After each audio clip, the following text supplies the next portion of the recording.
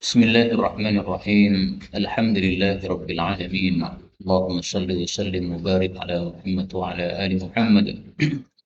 Allahumma anfa'na bima 'allamtana wa 'allimna ma yanfa'una. Zidna 'ilma wa barik lana fi 'ilmina. Warzuqna al-ikhlasa fil qawli wal 'amali kamilan wa ilman nafi'an la yunsa wa tawfiqan da'iman wa sihhatan wa yaqinan wa 'afiyah.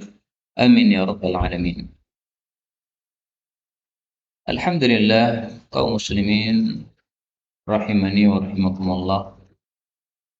Kita lanjutkan pengajian kitab Mukhtasar Al-Jami' As-Saghir, dan alhamdulillah kita sudah sampai pada pembahasan tentang doa-doa yang sahih dari Sayyidina Rasulullah sallallahu alaihi wasallam.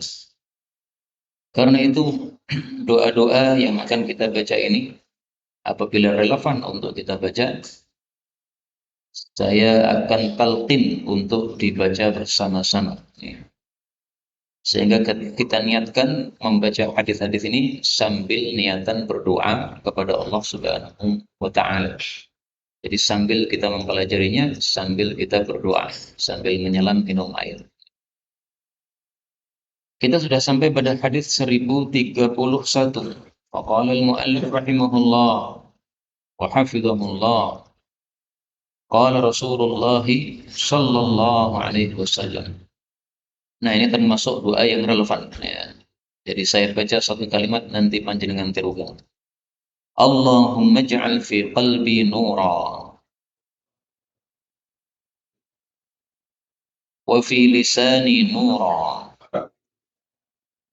wa fi basari nura wa fi sam'i nura wa an yamini nura wa an yasari nura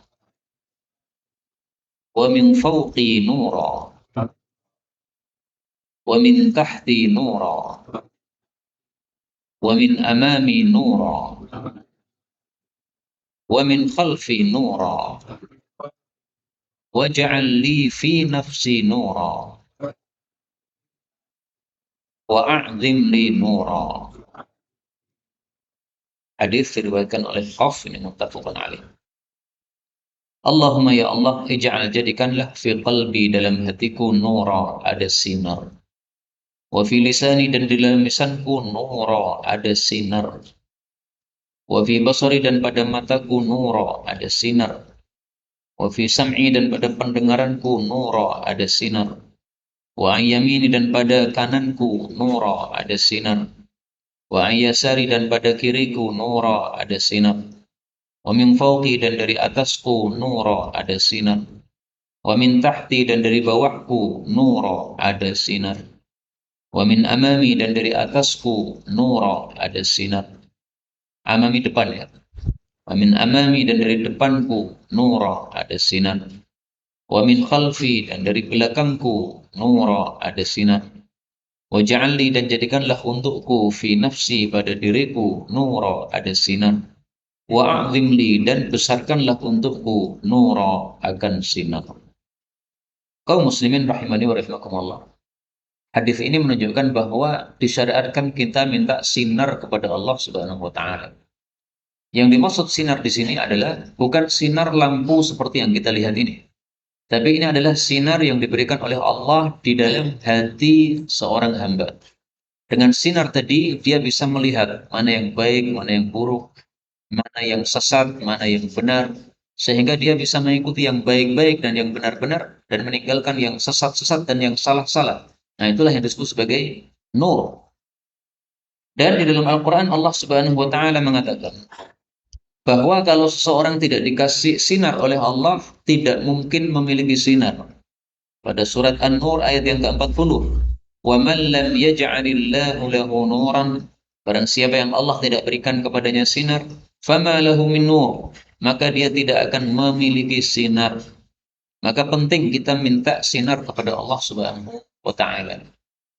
Doa ini kapan dibaca oleh Nabi sallallahu alaihi wasallam? Beliau membacanya pada waktu sholat tahajud. Ketika sujud membaca doa ini. Demikian juga ketika beliau berangkat dari rumah menuju sholat subuh ke masjid. Nah, dalam perjalanan ke masjid membaca doa ini. Maka doa ini sangat bagus untuk kita baca setiap hari. Bisa pada saat sholat tahajud, bisa pada saat kita berangkat ke masjid. Dan berangkatnya tidak harus pada sholat subuh saja. Sholat duhur, sholat asar, sholat maghrib, sholat isya. Dari rumah menuju masjid, kita tetap disunahkan membaca doa ini.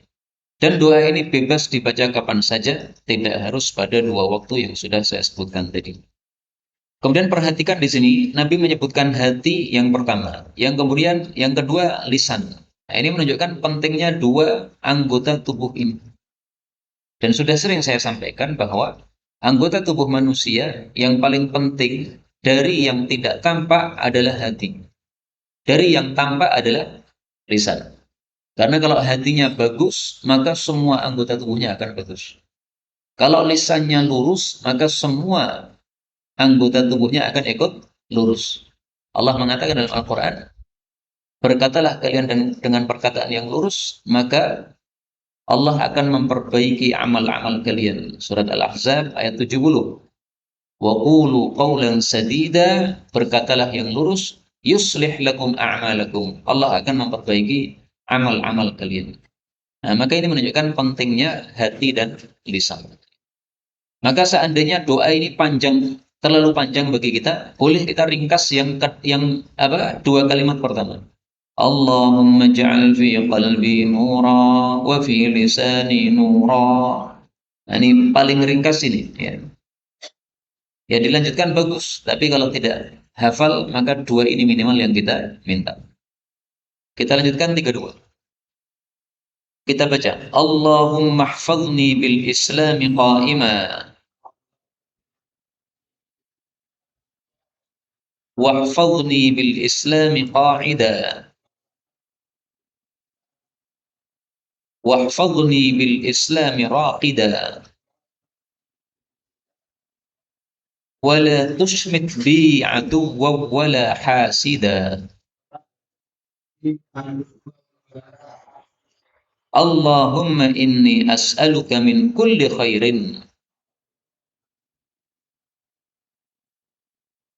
خزائنه بيدك وأعوذ بك من كل شر خزائنه بيدك. Hadis ini riwayat Hakim sahih.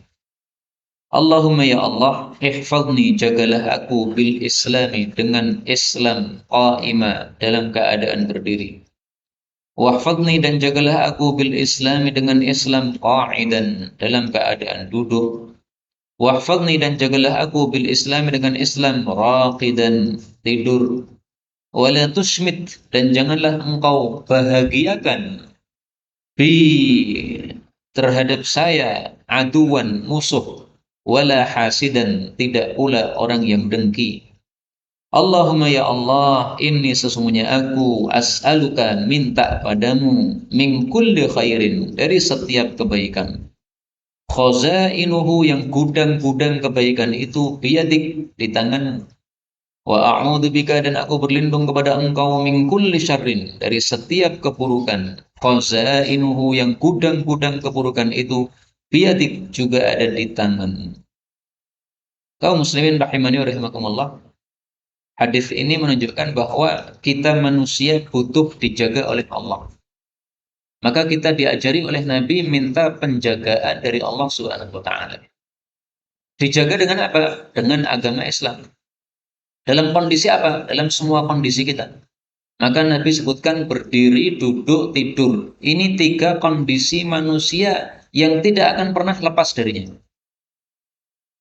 Dimanapun kita berada, pasti salah satu dari 3 ini. Kalau tidak berdiri, atau duduk, atau tidur. Mau di kapal, mau di pesawat, mau di lantai, sama. Nah, maka maksudnya adalah kita minta penjagaan dari Allah dalam setiap kondisi kita. Supaya dijaga dengan Islam. Sehingga dengan sebab Islam tadi, maka Allah memberikan hidayah dalam hati kita, sehingga tidak melanggar aturan Islam. Ini penting sekali. Karena kalau orang tidak diberi penjagaan oleh Allah, dia akan mudah melanggar aturan Allah Subhanahu wa taala dan akan mudah melakukan maksiat-maksiat. Janganlah engkau bahagiakan denganku musuh maupun orang yang dengki. Maksudnya, jangan sampai gara-gara musibah yang saya alami menyebabkan musuh senang dengan sebab itu. Misalnya Nabi Muhammad SAW sakit, nah maka orang-orang kafir pada bahagia. Jangan sampai seperti itu.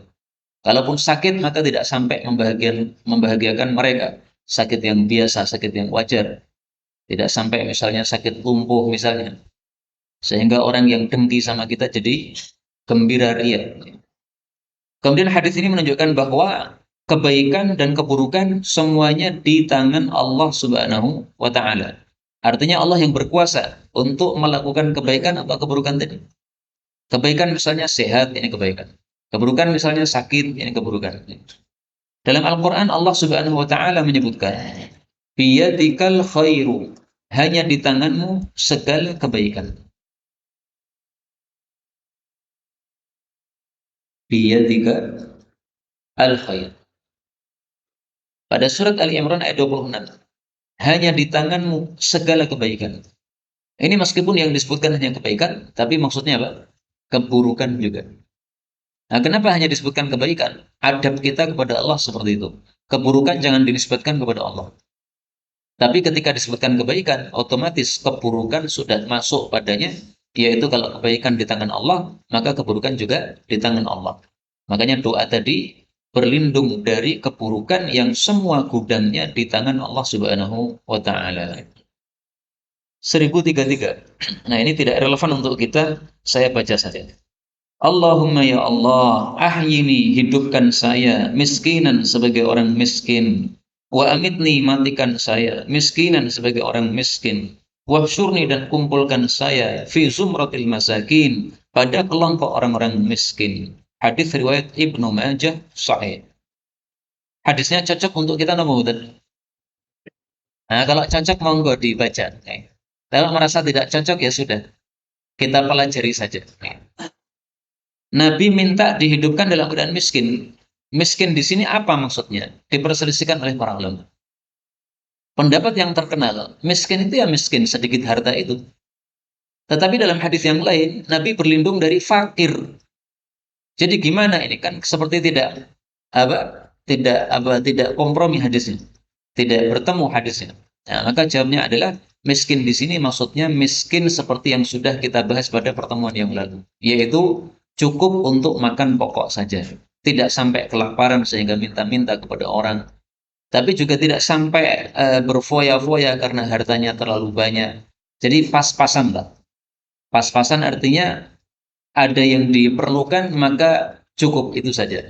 Sementara sisa tidak ada sama sekali. Nah, itu miskin yang dimaksud dalam hadis ini. Bukan miskin yang menyebabkan madarat. Kenapa Nabi minta dikumpulkan dalam kelompok orang-orang miskin? Karena orang-orang miskin, mereka cepat hisapnya, sehingga langsung masuk dalam surga tanpa hisap yang panjang gara-gara tidak ada harta pada mereka. Sebagaimana hadis yang kemarin sudah saya bacakan lagi supaya ingat. Rasul Shallallahu Alaihi Wasallam bicara tentang awalu zumratin. Ata'lam, apakah kamu tahu? Awalu zumratin. Pertama kelompok yang masuk ke dalam jannah dari umatku adalah orang-orang fakir dari muhajirin.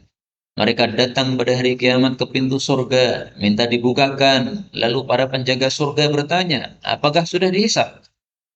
Maka mereka menjawab, bi ayyi syai'in nuhasab? Dengan apa kita dihisab? Tiada lain pedang-pedang kami pada tengkuk-tengkuk kami di jalan Allah sampai kami mati di atas kondisi tersebut. Nah, ini hadis riwayat Hakim, derajatnya sahih. Nah, inilah sebabnya Nabi minta dikumpulkan bersama orang-orang miskin. Makna yang kedua, miskin di sini bukan dari kata-kata miskin fakir, itu bukan. Tapi miskin maksudnya adalah sakinatul qalb, hatinya tenang. Ahyini miskinan, jadikanlah saya orang yang hatinya tenang. Wa amitni miskinan, ketika mati juga hatinya tenang. Nanti di akhirat juga termasuk kelompok orang-orang yang hatinya tenang. Wallahu a'lam bishawab. Menurut saya tafsiran seperti ini tidak sesuai dengan doa-doa Nabi yang semisal ini. Kita lanjutkan. Nah, ini relevan untuk kita. Allahumma astur aurati wa amin rawati waqdi anni daini. Hadis riwayat Tabarani. Allahumma ya Allah, ustur, tutupilah aurati, auratku. Ini boleh juga dibaca panjang aurati, sebagaimana dalam riwayat yang lain. Wa amin, dan amankanlah rawati, ketakutanku. Boleh juga dibaca panjang rawati, sebagaimana dalam riwayat yang lain. Waqdi, dan lunasilah anni, dariku, daini, hutangku. Hadis ini menunjukkan bahwa kita disyariatkan meminta tiga hal. Pertama, minta ditutupi aurat. Yang dimaksud aurat adalah sesuatu yang kita tidak suka kalau itu tampak. Maka aurat ada dua macam. Ada aurat yang hissi, ada yang ma'nawi. Aurat hissi adalah anggota tubuh kita. Ada auratnya. Kita minta supaya dijaga oleh Allah aurat kita tidak sampai terlihat oleh manusia. Kemudian aurat yang berikutnya adalah ma'nawi. Monggo macam kalau aurat ma'nawi adalah aib-aib yang ada pada kita. Nah, maka kita minta kepada Allah supaya aib-aib kita tidak dibuka oleh Allah Subhanahu wa taala. Karena kalau aib kita dibuka oleh Allah, maka kita akan malu kepada manusia. Kemudian yang kedua, minta keamanan. Amin rawati. Nah, baik keamanan di dunia maupun keamanan di akhirat. Dan minta dilunasi hutangnya. Maksudnya dilunasi hutangnya, kita punya kemampuan untuk melunasi hutang. Jadi hutang itu dalam Islam tidak dilarang. Tetapi Rasulullah berlindung dari hutang, maksudnya hutang yang tidak bisa dilunasi. Sehingga kalau perlu hutang, memang kepepet silahkan. Tapi kalau tidak perlu hutang, jangan dibiasakan berhutang. Seperti sebagian orang biasanya beli barang secara kredit, padahal tidak memerlukan barang-barang tersebut. Hanya karena iming-iming saja. Atau karena ada promo saja. Jadi beli jangan karena promo, tapi karena butuh. Butuh atau tidak, silahkan beli kalau butuh. Meskipun mahal, tidak ada masalah. Tapi kalau tidak butuh, meskipun promo atau murah, tidak usah dibeli. Kecuali kalau kita beli untuk kita manfaatkan pahala, diberikan kepada orang lain. Karena harganya pas murah. Nah, kita bisa memberikan hadiah kepada orang. Sementara kita hanya mengeluarkan duit yang sedikit, tidak ada masalah. Kalau hanya ditumpuk-tumpuk di rumah kita, ini tidak ada gunanya. Barang tidak dipakai, tapi di rumah banyak barang, sementara kita tidak memerlukan, ini gara-gara salah dalam cara berbelanja. Maka belanja itu dipikirkan dulu. Apakah perlu? Kalau perlu silahkan. Saya termasuk orang yang suka beli buku. Nah, sebelum beli buku, saya juga mikir, apakah saya perlu buku ini? Kalau saya anggap perlu, saya beli. Kalau tidak perlu, maka saya tidak jadi membeli. Meskipun judulnya menurut saya, wah menarik sekali nih. Bikin ngiler judulnya. Tapi tidak perlu, ya sudah, nggak usah dibeli. Nanti belinya pas perlu saja. Menunggu pas saat perlu. Ini dibiasakan supaya kita tidak mudah berhutang. Ada doa yang lain supaya hutang kita dilunasi oleh Allah Subhanahu wa taala. Yaitu apabila kita memiliki hutang sebesar gunung Sabir, berarti hutang yang sangat besar. Allah pasti akan melunasi hutang tadi kalau kita membaca doa, Allahumma kfini bihalalika an haramika. Ya Allah, cukupilah aku dengan halalmu dari harammu, wa aghnini bifadlika amman siwaka. Dan cukupilah aku dengan karuniamu dari siapapun selainmu. Ini hadis riwayat Tirmidzi, derajatnya sahih. Kita lanjutkan. Ini juga relevan untuk kita. Jadi kalau doa-doa yang cocok untuk kita ini semuanya saya cetak tebal dalam cetakan yang baru ini. Nanti kalau tidak dicetak tebal seperti 1043, nah ini berarti yang tidak relevan untuk kita. Nah, sekarang ini relevan untuk kita. Allahumma aslih li dini alladhi huwa ismatu amri wa aslih li dunyaya allati fiha ma'ashi wa aslih li akhirati allati fiha ma'adi waj'alil hayata ziyadatan li fi kulli khairin waj'alil mauta rahatan li min kulli syarrin. Hadis riwayat Muslim. Allahumma ya Allah, aslih li, perbaiki untuk diriku, dini, agamaku. Alladzi huwa, yang agama itu, ismatu amri, penjaga seluruh urusanku. Jadi urusan kita akan baik, akan terjaga kalau agama kita diperbaiki oleh Allah. Agama tidak diperbaiki oleh Allah, semua urusan akan rusak. Bisnis rusak, hubungan suami istri rusak, hubungan tetangga rusak, semua rusak gara-gara nggak punya agama. Wa aslih, dan perbaikilah li, bagi saya, dunyaya, agamaku, duniaku, allati fiha, yang di dalam duniaku, ma'ashi, penghidupanku. Jadi kita minta supaya dunia kita juga diperbaiki oleh Allah, sehingga kita bisa hidup dengan nyaman, tidak hutang ke sana kemari, tidak hutang sehingga susah dalam hidupnya. Wa aslih li, dan perbaikilah untuk saya akhirati, akhiratku, allati fiha, yang di dalamnya, ma'adi, tempat kembaliku. Karena di akhirat cuma ada dua kemungkinan. Ada kalanya surga, ada kalanya neraka. Nah, kita minta surga. Waj'al, dan jadikanlah al-hayata, kehidupan, ziyadatan li, tambahan bagi saya, fi kulli khairin, dalam segala kebaikan. Jadi orang muslim itu semestinya tambah waktu, tambah pahala. Tambah usia, tambah pahala. Nah, maka mari kita pikirkan, apakah kita dikasih waktu 1 jam oleh Allah ba'da maghrib ini tambah pahala atau tidak? Demikian juga nanti ba'da isya, kita pikirkan, apakah ba'da isya ini saya dikasih waktu 1 jam oleh Allah tambah pahala atau tidak? Nanti menjelang tidur, kita dikasih waktu 1 jam di atas tempat tidur, apakah nambah pahala atau tidak? Nah, mestinya nambah pahala terus. Bagaimana caranya supaya tidur nambah pahala? Para sahabat mengatakan, kalau seseorang tidur niatannya untuk sholat tahajud, maka selama tidur itu mendapatkan pahala. Nah, maka sebelum tidur harus diniatkan, nanti saya akan bangun, disiapkan HP-nya misalnya, di setel jam 3. Nah, selama tidur berpahala terus. Kemudian waj'alil mauta, dan jadikanlah kematian rahatan li, istirahat bagi saya, min kulli syarrin, dari segala keburukan. Misalnya siksa kubur. Jangan sampai kita mati masih susah dengan keburukan-keburukan di kubur. Nah, supaya kita aman dari siksa kubur, salah satu caranya, setiap hari bacalah surat Al-Mulk. Surat Al-Mulk, kata Nabi, adalah mani'ah, pencegah siksa kubur. Nah, maka tolong dibiasakan setiap hari baca surat Al-Mulk. Kan gampang Bang, cuma 2 rukuk saja. 2 rukuk bisa kita bagi dalam 2 rakaat. 2 rukuk bisa kita baca dalam perjalanan, misalnya ke tempat kerja atau pulang dari tempat kerja. Mudah sekali. Al-Mulk ini tidak susah, pendek sekali. Cuma 2 halaman saja atau 2 rukuk. Tinggal diniatkan untuk mengamalkannya, insya Allah akan jadi kebiasaan dan jadi mudah.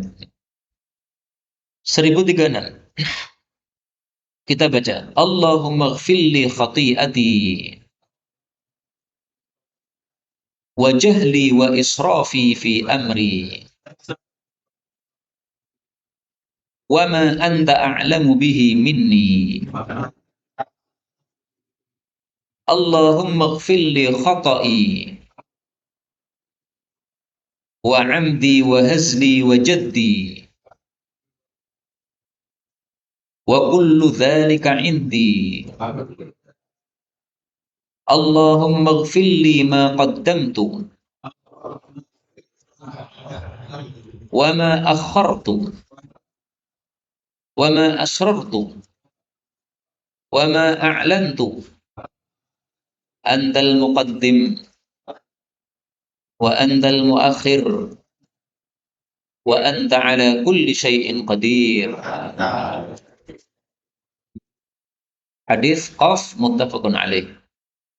Allahumma ya Allah, ighfirli, ampuni untukku, khati'ati, dosaku, wa jahli, dan kebodohanku, wa israfi, dan berlebihanku, fi amri, dalam urusan-urusanku, wa ma anta a'lamu bihi minni, dan apa yang engkau lebih tahu terhadapnya daripada saya.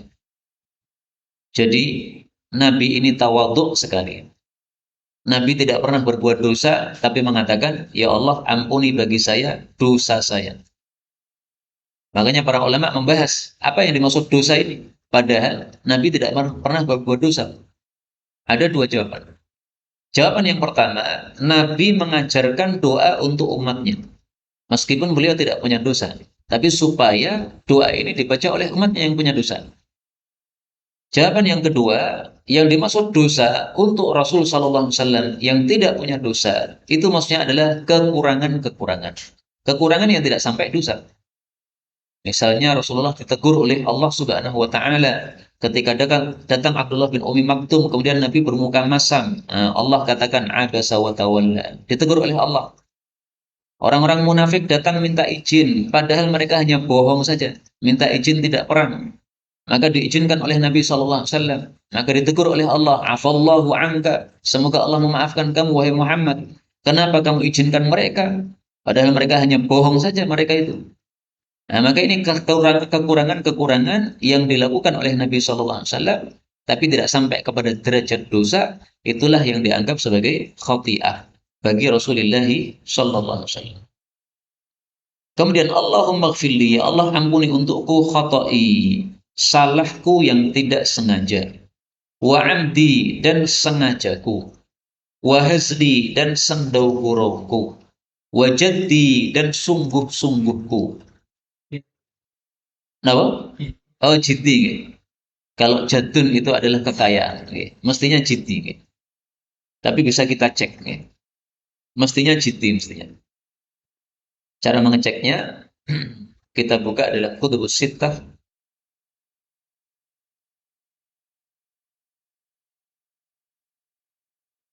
Nah, di sini kita temukan ternyata cuma di Jami' Shaghir ya, jiddi. Kita cari di syarahnya. Tapi tidak ada. Ini tampaknya hafalan Ustaz Abdul Hasan Wajidi. Dan ini sudah sesuai dengan tulisan yang di sini Wajidi. Kita baca jiddi. Karena kalau jadun itu artinya apa? Kekayaan. Nah, jiddi. Wahasli dan sendau gurauku. Wajiddi dan sungguh-sungguhku. Wa kullu dzalika dan semua itu indi ada padaku. Allahumma gfirli ya Allah ampuni untukku. Ma qaddamtu apa yang aku telah lakukan. Wa ma akhartu dan apa yang aku akhirkan. Maksudnya belum kulakukan. Wa ma asrartu dan apa yang aku rahasiakan. Wa ma a'lantu dan apa yang aku terang-terangkan. Melakukan secara terang-terangan. Antal muqaddim, engkaulah zat yang memajukan. Wa antal muakhir, engkaulah zat yang mengakhirkan. Wa anta dan engkau ala kulli syai'in atas segala sesuatu qadirun maha kuasa. Jadi ringkasnya kita berdoa kepada Allah minta pengampunan dari semua jenis dosa kita. Dosa bermacam-macam kita minta supaya diampuni semuanya. Maka doa dengan bentuk mubalaghah seperti ini diperbolehkan. Mubalaghah bagaimana? Kita rinci satu persatu dosa-dosa yang kita lakukan. Boleh seperti itu. Boleh juga kita berdoa secara umum. Allahumma gfirli dzambi, ya Allah ampuni dosa saya. Sudah, itu mencakup semuanya. Tapi boleh juga mubalaghah seperti ini. Antal muqaddim, engkau adalah yang memajukan. Apa maksudnya memajukan? Memajukan maksudnya memberikan taufik kepada hamba-hambanya. Orang bangun malam sholat tahajud itu karena muqaddim. Allah memajukan dia. Kalau tidak diberi taufik oleh Allah, tidak akan melakukan. Orang sedekah. Kenapa dia sedekah? Karena Allah muqaddim terhadap dia. Orang tidak mau sedekah padahal dia mampu untuk sedekah. Itu berarti antal muakhir. Dia diundurkan oleh Allah. Allah tarik taufiknya, tidak dikasih kepadanya. Akhirnya mundur dia. Datang sholat jamaah ke masjid. Ini karena Allah muqaddim. Banyak umat Islam yang tidak sholat ke masjid. Itu karena Allah itu muakhir. Mengakhirkan mereka. Tidak memberikan taufik kepada mereka. Dan itu atas kebijaksanaan Allah Subhanahu wa taala. Nah, maka minta kebaikan kepada Allah Subhanahu wa taala supaya kita tidak termasuk orang-orang yang diundurkan oleh Allah Subhanahu wa taala. 37 ini kita baca. Allahumma ighfirli dzambi wa wassi' fi dari wa barik li fi rizqi. Hadis riwayat Tirmidzi sahih. Allahumma ya Allah, ighfirli, ampuni bagi saya dzanbi, dosaku. Nah, ini disebutkan satu tapi sudah mencakup semuanya. Maka boleh doa dengan ringkas, boleh juga doa dengan mubalaghah seperti hadis yang sebelumnya. Wa wasi'li fi dari, dan longgarkanlah untuk saya dalam rumah saya. Ini bukan minta rumah yang megah, bukan.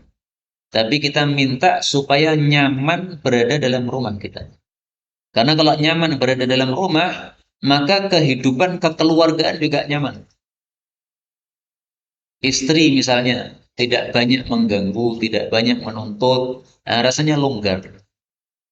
Meskipun rumahnya kecil, Rasulullah rumahnya kecil atau besar? Kecil sekali. Maka perkataan Nabi, luaskan rumahku, bukan beliau minta supaya rumahnya besar. Tidak sama sekali. Ini salah paham. Maksudnya dibikin nyaman dalam rumahnya, sehingga dibikin berkah di dalam rumahnya tersebut. Tidak terasa sempit, meskipun kecil atau sempit. Wa barik li fi rizki, dan berkahilah untuk saya dalam rizki saya. Jadi rizki itu ada yang halal, ada yang haram. Nah, kita minta rizki yang berkah. Rizki yang berkah hanya ada pada rizki yang halal-halal saja. Rizki yang haram tidak bisa dikatakan berkah, meskipun banyak. Karena kalau haram, maka meskipun banyak, dosa numpuk kepada kita yang mendapatkan haram tersebut. Tetapi kalau banyak tapi halal, maka tidak ada masalah insyaallah ta'ala. Ini doa kapan dibaca oleh Nabi SAW? Kata Imam Munawi, doa ini dibaca oleh Nabi setelah wudhu. Setelah mengucapkan asyhadu an la ilaha illa anta astaghfiruka wa atubu ilaik. Tapi saya cari dalam Sunan Tirmidzi, tidak ada kata-kata setelah wudhu. Adanya cerita seorang laki-laki bilang kepada Rasulullah, ya Rasulullah, aku mendengar doamu tadi malam. Nah, tidak disebutkan wudhu atau tidak, tadi malam pokoknya. Jadi Rasulullah berada di masjid mungkin, atau Rasulullah di rumah beliau, sahabat ini berada di masjid mendengar doa Nabi. Maka kemudian ditanya, ya Rasulullah, doamu tadi engkau minta 3 ini. Bagaimana itu? Kenapa minta 3 tadi? Nah, maka Nabi mengatakan, fahal tarahunna tarakna syai'an? Apakah kamu melihat doa itu menyisakan sesuatu? Maksudnya, doa itu sudah mencakup segala kebaikan, tidak menyisakan apa-apa.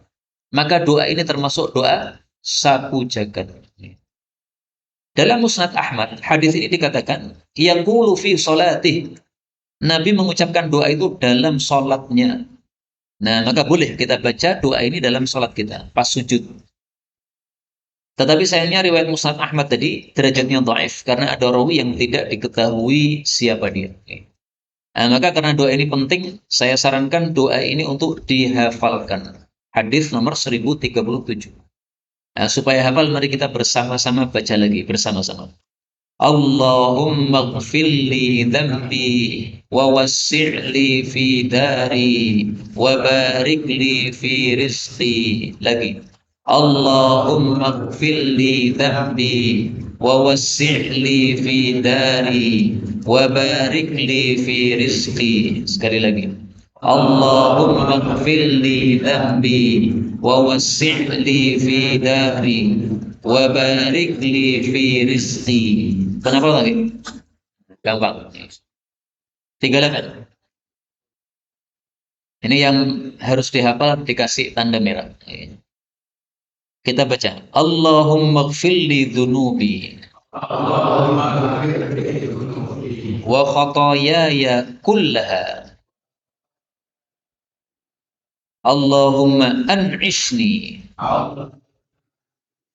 wajburni wahdini li salihil a'mal wal akhlaq fa innahu la yahdi li salihiha wa la yasrifu sayyi'aha illa anta. Hadis riwayat Tabarani sahih. Allahumma ya Allah, yaghfirli, ampuni untuk saya dunubi, dosa-dosaku, wa khotoyaya, dan salah-salahku, kullaha, semuanya. Allahumma ya Allah, an'ishni. Nah, an'ishni ini maksudnya apa? An'ishni maksudnya adalah qawwi ja'shi, kuatkan hatiku, teguhkan hatiku. Minta keteguhan hati. Karena banyak orang yang hatinya tidak teguh. mengetahui ini kemungkaran, tapi karena banyak yang melakukan, pekewo akhirnya ikut-ikutan. Padahal sebenarnya tahu ini jahiliyah kayak begini. Semestinya tidak ikut dia, malah ikut. Nah, ini berarti karena tidak ada kekuatan hatinya. Hari Ahad kemarin ada tetangga yang mengundang ulang tahun. Ulang tahun menurut saya termasuk perkara yang adat, bukan ibadat. Nah, perkara yang adat, apa hukumnya? Apakah mubah ataukah haram? Hukum asal perkara adat adalah mubah. Tapi untuk masalah ulang tahun ini, para ulama berfatwa hukumnya adalah haram karena di situ ada unsur tasyabbuh. Tasyabbuh yaitu menyerupai tingkahnya orang-orang kafir. Sumber ultah ini yang mengadakan pertama kali adalah siapa? Orang-orang kafir. Itu adat orang kafir. Maka ulang tahun tidak ada syariatnya dalam Islam sama sekali. Anda mau sedekah saja silahkan. Tapi kalau mengadakan acara ulang tahun, disiapkan lilin sejumlah usia. Usianya berapa sekarang? Usianya 5 tahun. Nah, siapkan lilin 5. Habis itu nyanyi keplok-keplok bersama-sama. Habis itu kemudian ditiup lilinnya sampai mati semuanya. Nah, ini acara adatnya dari mana ini? Ini dari orang-orang kafir. Sementara Rasul Shallallahu Alaihi Wasallam bersabda, la tashabbahu. Janganlah kalian menyerupai bil Yahudi wal Nasara dengan Yahudi maupun Nasrani. Fa inna taslimal Yahud al isyarah bil asabi. Masalah salam saja nggak boleh meniru Yahudi. Mereka salamnya dengan jari, ya. Begini atau begini. Nah, ketika berjumpa, kalau salam Nasrani dengan cara melambaikan tangan. Ini hadis riwayat Tirmidzi sahih. Kemudian wajburni dan jabirohlah saya. Jabiroh itu adalah tamballah saya. Maksudnya tamballah ini kita manusia ini perlu ditambal oleh Allah kefakiran kita. Kita butuh kepada rezeki dari Allah Subhanahu wa taala. Jadi fakir kita atau kebutuhan kita, kita minta tambalan atau minta kecukupan dari Allah Subhanahu wa taala. Itu makna wajibun. Wahdini li solihil amal dan tunjukilah aku untuk amal yang soleh wal akhlak dan akhlak yang soleh. Fa innahu karena sesungguhnya la yahdi li solihiha tidak menunjuki kepada amal dan akhlak yang soleh. Wala yasrifu dan tidak bisa memalingkan sayyi'ah yang jeleknya illa anta kecuali engkau. Nah, ini saya kasih tanda merah ini karena menurut saya sangat penting sekali. Karena amal manusia ada dua macam. Ada yang baik, ada yang buruk. Yang bisa memberikan taufik oleh kepada manusia sehingga melakukan kebaikan hanya Allah Subhanahu wa taala. Amalnya baik, akhlaknya baik itu hanya karena taufik dari Allah. Tidak ada taufik dari Allah, mana mungkin kita bisa berbuat kebaikan? Nggak ada taufik dalam hati kita, nggak mungkin bisa melakukan kebaikan. Pasti akan terkalahkan oleh setan yang mengajak untuk melakukan keburukan. Dan itu semua kita pasti sudah mengetahui dan merasakannya. Hadis berikutnya kita baca. Allahumma gfirli warhamni wa alhiqni birrafiqil a'la. Ini doa dibaca Nabi SAW sebelum beliau wafat. Ya Allah, ampuni saya, rahmati saya, gabungkan saya bersama teman-teman yang di atas. Teman-teman yang di atas maksudnya orang-orang baik yang sudah mati, para nabi, para rasul yang sudah mati. Maka ketika Aisyah memegang kepala Nabi SAW, kemudian ditaruh di dadanya Aisyah, Rasulullah kemudian mengangkat telapak tangannya ke atas begini, sambil bilang kepada Allah, Allahumma rafiqal a'la. Ya Allah, saya pilih teman-teman yang di atas, yaitu yang sudah masuk surga karena mereka sudah mendahului kematian. Nah, maka melihat itu Aisyah yakin ini Nabi pasti wafat. Kenapa? Karena dia pernah mendengar hadis dari Nabi SAW bahwa setiap Nabi akan mati itu disuruh oleh Allah untuk milih. Wahai Nabi, ini sudah jatahmu mati. Kamu pilih mana? Milih mati, saya cabut nyawa. Milih hidup, saya lanjutkan hidup. Nah, Nabi pilih bersama teman-teman yang sudah mati. Berarti milih kematian. Maka Aisyah mengatakan, kalau begitu beliau tidak memilih kita. Akhirnya betul, setelah beliau Ar-Rafiqul A'la mengatakan begini, tiba-tiba tangannya turun. Tek. Nah, itulah wafatnya Nabi Shallallahu Alaihi Wasallam. Ditutup dengan doa, Allahumma rafiqal a'la. Ya Allah, pertemukanlah dengan teman-teman yang di atas. Ini adalah tafsiran yang paling bagus untuk kata-kata ar-rafiqal a'la. Meskipun ada tafsiran-tafsiran yang lain. Kenapa ini yang terbagus? Karena Allah Subhanahu wa taala mengatakan di dalam Al-Qur'an pada surat An-Nisa ayat 69, setelah Allah menyebutkan an-nabiyyina was-siddiqina wasyuhada'i was-shalihin, kemudian Allah mengatakan wa hasuna ulaika rafiqa. Dan mereka itu adalah bagus sebagai rafiq, sebagai teman. Nah, berarti ar-rafiqul a'la itu adalah itu tadi, ya, orang-orang yang baik yang sudah mati tadi, baik dari kalangan para nabi dan sebagainya. Kita lanjutkan 140, 1040. Kita baca. Allahumma qsim lana min khasyatika ma yahulu bainana wa baina ma'asika wa min ta'atika ma tuballighuna bihi jannataka wa min al-yaqini ma yuhawwinu alaina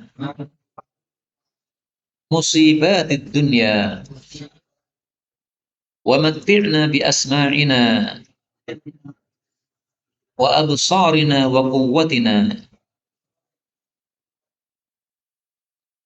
ma ahyaitana waj'alhu al-waritha minna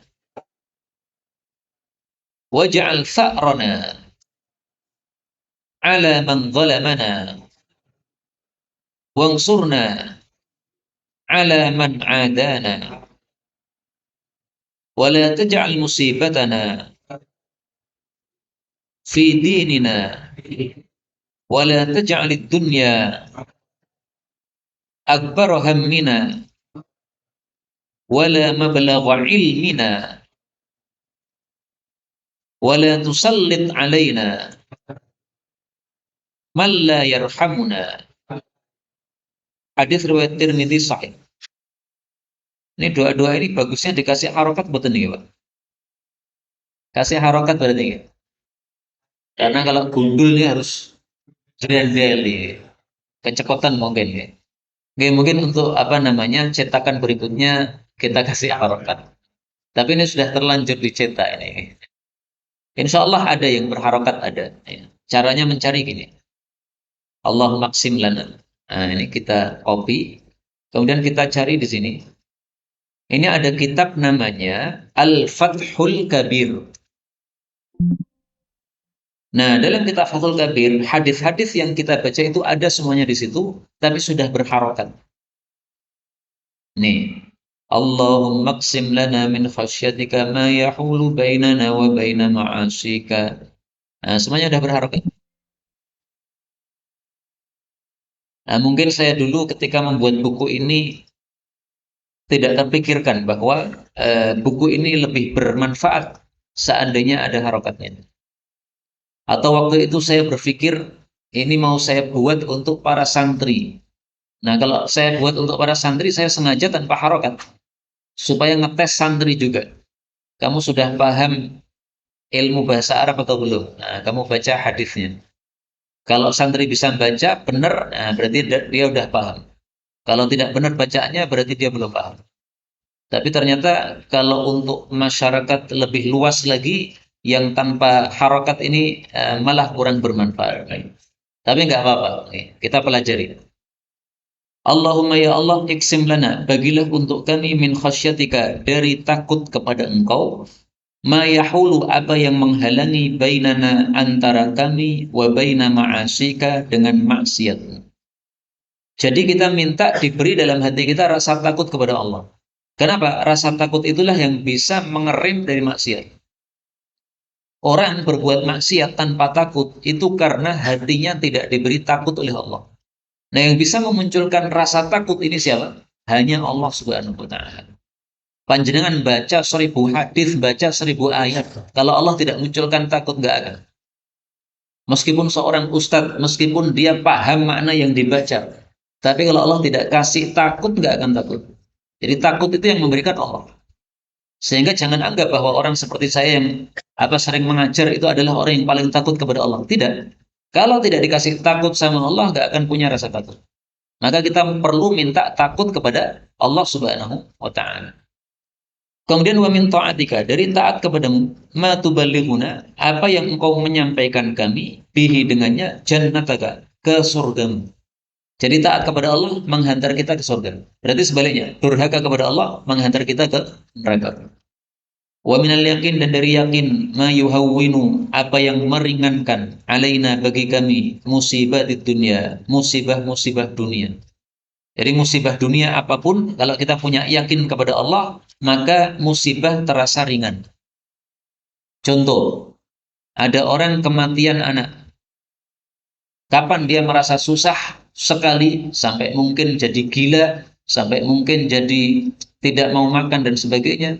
Itu gara-gara dia tidak memiliki yakin kepada Allah Subhanahu wa Ta'ala. Tapi kalau orang punya yakin kepada Allah, dia memikirkan, ini anak saya mati. Allah menjanjikan, orang yang anaknya mati masih belum balik, maka dia akan nyambut orang tuanya besok di akhirat. Maka Nabi pernah bertanya kepada seorang sahabat Nabi yang susah. Nabi bertanya, kamu pilih mana? Anakmu tetap hidup bersama kamu, bersenang-senang sama kamu, atau anakmu tetap mati, tapi nanti di akhirat, dia akan menyambut kamu di pintu surga. Kamu pilih mana? Nah, ini sahabat Nabi tidak mungkin pilih anaknya hidup lagi. Dia tetap merelakan anaknya mati supaya nanti dia bisa disambut masuk ke dalam surga. Nah, ini contoh yakin yang menyebabkan musibah dunia jadi ringan. Wa mati'na, dan berilah kesenangan kepada kami, bi asma'ina, dengan pendengaran kami, wa absarina, dan mata kami, wa quwwatina, dan kekuatan kami, ma ahyaitana, selama engkau menghidupkan kami. Jadi kita minta supaya semuanya disehatkan oleh Allah. Matanya sehat sampai mati, telinganya sehat sampai mati. Karena banyak orang yang akhir hayatnya kemudian matanya buta atau tidak bisa melihat sebelah matanya. Nah, kita minta supaya semuanya difungsikan oleh Allah. Waj'alhu, dan jadikanlah kesenangan tadi al-waritha minna, yang mewarisi dari kami. Maksudnya, jadikanlah kesenangan itu sampai mati. Jadi sebelum mati tidak dicabut oleh Allah kesenangan tersebut. Kesenangan dengan mata dan telinga dan sebagainya tadi. Waj'al, dan jadikanlah fa'rana, pembalasan kami, ala man dhalamana, terhadap orang-orang yang mendolimi kami. Maksudnya kita mendoakan keburukan kepada orang yang dolim kepada kita, supaya mereka dibalas oleh Allah Subhanahu wa Ta'ala. Para orang-orang jelek yang mereka menuduh Habib Rizik, demikian juga yang menjebloskan penjara Ustadz Ba'asyir. Konon banyak berita yang beredar bahwa mereka sudah dibalas oleh Allah Subhanahu wa Ta'ala. Ada yang stroke, ada yang kemudian matinya dalam kondisi mengerikan, mengenaskan. Nah, itu berarti sudah mendapatkan fa'rona, pembalasan. Nah, mungkin mereka-mereka para ulama kita itu membaca doa ini. Ini doa yang disunahkan oleh Nabi untuk dibaca setiap mengakhiri majelis. Nah, insya Allah nanti akhir majelis kita baca doa ini, karena ini termasuk sunnah Rasul Sallallahu Alaihi Wasallam, dibaca di akhir majelis. Tapi seandainya kita baca kapan saja, boleh, bebas.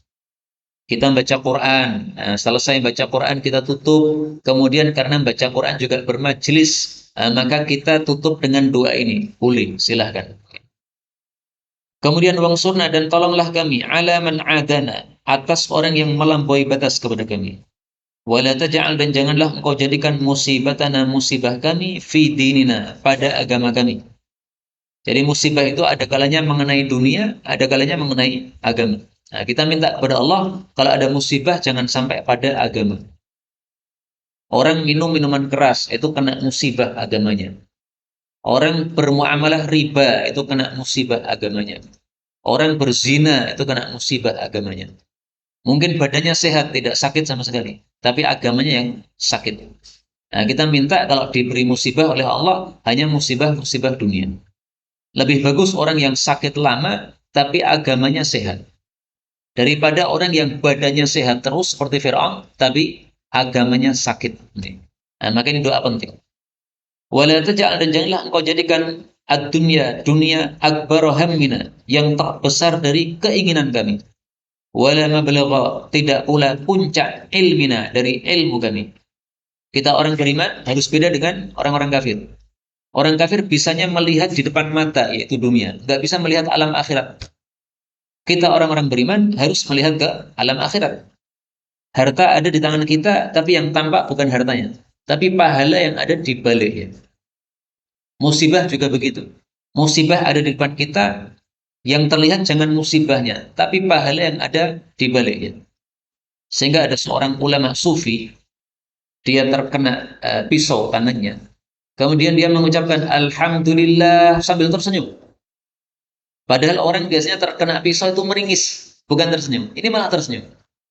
Maka orang-orang heran, kenapa Anda tersenyum? Padahal tangan berdarah. Beliau mengatakan, saya tidak melihat darah, tapi saya melihat pahala di balik darah. Nah, ini orang yang pintar seperti ini. Melihat bukan yang di depan matanya, tapi yang di baliknya, yaitu pahala yang disiapkan oleh Allah Subhanahu wa Ta'ala. Kemudian wala tusallin alaina, dan janganlah engkau jadikan berkuasa terhadap kami man la yarhamuna, orang yang tidak rahmat kepada kami. Nah, supaya orang-orang PKI tidak berkuasa di Indonesia, ini doa penting untuk kita. Wala tusallin alaina man la yarhamuna, karena terbukti orang-orang PKI tidak rahmat kepada manusia. Ini hadis riwayat Tirmidzi sahih. Kemudian di sini yahul. Sementara dalam kitab Riyadhus Shalihin ma tahulu, ya. Boleh yahulu, boleh tahulu. Kalau yahulu ini karena kembali kepada ma. Kalau tahulu ini karena kembali kepada khasyatika atau kembali kepada Allah Subhanahu wa Ta'ala. Demikian juga di sini wa minal yaqini ma tuhawwinu. Nah, ini boleh yuhawwinu pakai ya, boleh juga tuhawwinu sebagaimana dalam Riyadhus Shalihin. Musibatid dunia boleh, demikian juga masaibat dunia boleh. Jadi doa-doa yang di sini ada perbedaannya dengan yang di Riyadhus Shalihin. Tapi kalau kita perhatikan terjemahnya tidak berubah banyak, sehingga tidak ada masalah. Karena memang boleh meriwayatkan hadis dengan makna, sehingga lafalnya tidak harus pas betul, yang penting maknanya pas. Tapi yang mengubah-ubah seperti ini jangan kita. Yang mengubah-ubah seperti ini adalah para ulama. Karena kalau kita yang mengubah, nanti bisa berubah total nanti. Karena kita orang Jawa nggak paham bahasa Arab. Kita lanjutkan 1041, kita baca. Allahumma amti'ni bisam'i wa basari hatta taj'alahuma al-waritha minni wa afini fi dini wa fi jasadi wansurni mimman dhalamani hatta turiyani fihi tha'ri. Allahumma inni aslamtu nafsi ilaika wa fawwadtu amri ilaika wa alja'tu dhahri ilaika wa khallaitu wajhi ilaika la malja'a wa la manja minka illa ilaika amantu bi rasulika alladhi arsalta wa bi kitabika alladhi anzalta. Hadis riwayat Hakim sahih.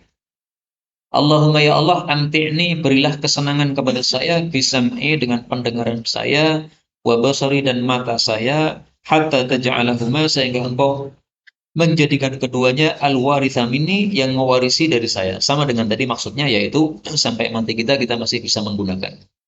Wa afini, dan sejahterakan saya, fi dini, dalam agama saya, wa fi jasadi, dalam jasad saya.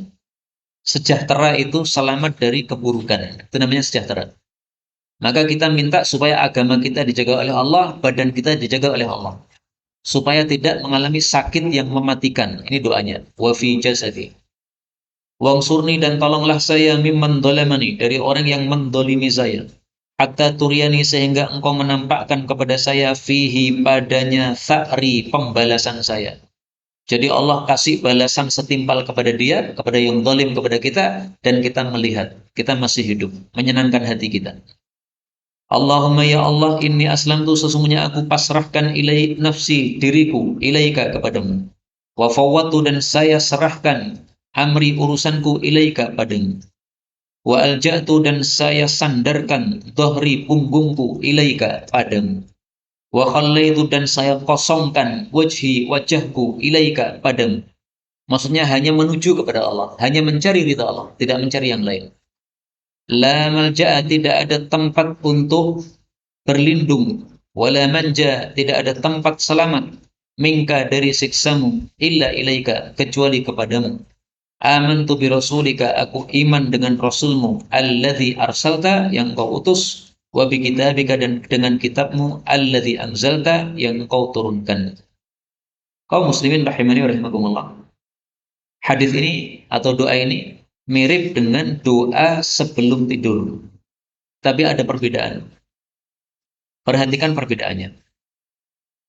Sebelum tidur diajarkan oleh Nabi Shallallahu Alaihi Wasallam untuk kita membaca doa yang mirip dengan ini. Diriwayatkan oleh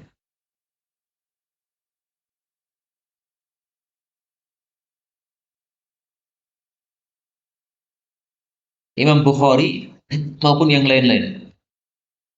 Apabila engkau tidur, maka berwudulah dulu seperti wudu untuk salat. Kemudian berbaringlah miring kanan. Kemudian ucapkanlah Allahumma aslamtu nafsi ilaika wa fawwadtu amri ilaika wa alja'tu dhahri ilaika rahbatan wa raghbatan ilaika la malja'a wa la manja minka illa ilaika amantu bi kitabika alladhi anzalta wa bi nabiyyika alladhi arsalta. Siapa yang membaca doa itu lalu mati, maka mati di atas Islam. Maka kita disuruh membacanya di akhir yang kita ucapkan sebelum tidur. Nah, di sini perbedaannya. Untuk sebelum tidur, itu adalah wa bi nabiyyikal ladzi arsalta. Nabimu yang kamu utus.